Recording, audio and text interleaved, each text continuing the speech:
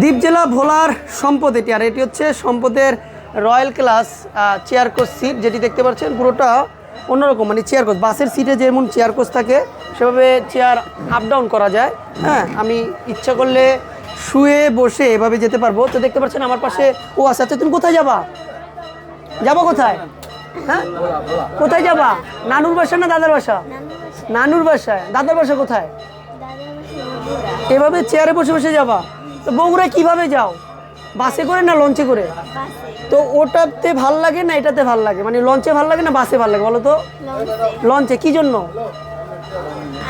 পুরোটা শীততাপ নিয়ন্ত্রিত এবং আরাম, মানে নদী দেখতে পারো, ইলিশ মাছ ধরতে সেটাও দেখতে পারো নাকি?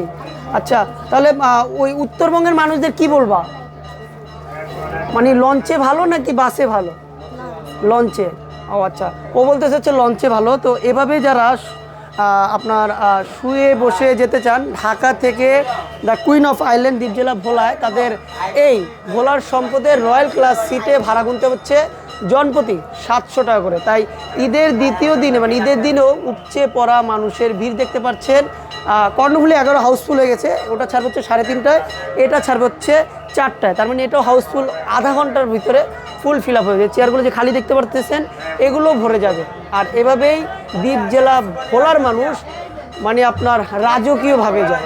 ভোলা, বরিশাল বলেন, পটুয়াখালী বলেন, ভোলার মানুষ এভাবে রাজকীয়ভাবে তাদের নিজ গন্তব্য বাড়িতে যায়।